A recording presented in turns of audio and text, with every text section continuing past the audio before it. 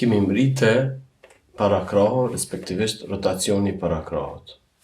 Pa rotacion s'besoj që kishim mujt me lujtu në piano. Rotacioni ka fillu mu përdor në momentin kur piano është bo piano forte, do me thonë atëherë nuk kanë qenë të mjaftueshëm gishtat për me realizu artistikisht një vepër dhe është shfaq si nevojë për shfrytëzimin e pjesëve tjera të trupit dhe piano historikisht që 300 vjet gjithmonë u bë më e rëndë për gishta për shkak që me arrit këtë ndryshimin dinamik maksimal mrena një instrumenti, andaj sot është shumë me rëndësi që mu përdor gjitha pjesët e trupit për me ndihmu gishtit i cili ka barën e madhe, çdo shtypje minimum i nevojitet 65 gram, ta quaj peshë për mu shtyp, andaj nëse gishtat e bojnë vetë pa ndihmën e këtyre pjesëve tjera të trupit, pjesëve tjera të aparatit pianistik, do t'jetë shumë e vështirë, do t'jetë lodhshme dhe do të shkaktoj probleme për gishtat.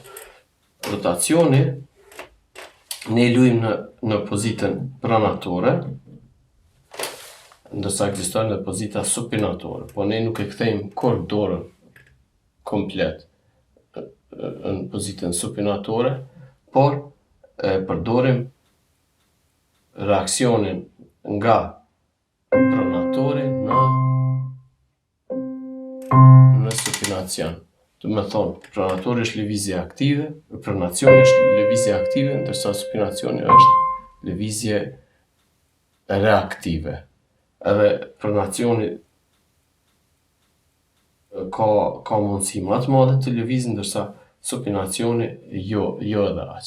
Supinacioni ndihmohet prej brylit, andaj nëse bryli mbet i kufizuar, gjithë rotacioni mbetet i kufizuar. Dhe mbetet mandej vetëm ma shumë punë e gishtit. Nëse bryli mbet i kufizuar, edhe kufizohet edhe lëvizja e nyjes dhe atëherë mbetet gjithë bara te gishtat, edhe pse ekziston një formë e rotacionit. Çka është me rëndësi te rotacioni është me gjetë pozitën e cila është më e shpejta dhe me evitu këtë pozicionin i cili gishti parë drejtohet me dorën, se kjo shkakton devijimin ulnar. Devijimi ulnar është kjo, e shohim na herë te pianistat, që dorën e kanë shtrënguar dhe me kohë rezulton pimjen e gishtit të 4 dhe 5 për shkak të kompresionit të nervit i cili është i lidhur me këta dy gishta. Andaj, nëse keni deviacion ulnar, është shumë e rëndësi çdo ditë me ushtru këtë ushtrim edhe me gjetë një formë ku dora është drejt, pozicioni i dorës, gishtave është drejt me dorë, që e mundëson lëvizjen e lehtë, si në dorën e djathtë, si në dorën e majtë. Nëse rotacioni realizohet mirë, atëherë dora nuk lodhet dhe mundet një kohë gjatë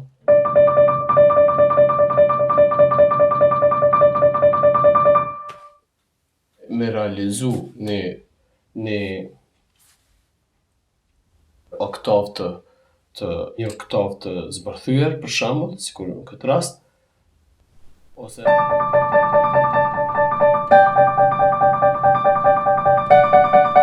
shkak se përdorim rotacionin,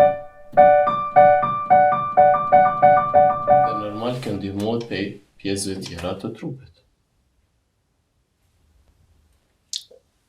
Nuk po hi në detaje si ndihmon nyja, sepse është video tjetër.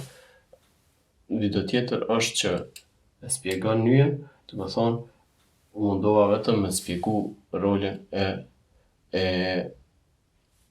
rotacionit të parakrahut në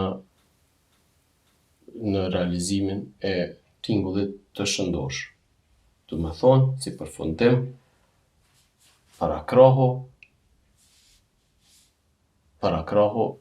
e ndihmon që pesha që vjen prej trupit mu kanalizu mirë në shuplakën e dorës dhe në gishta.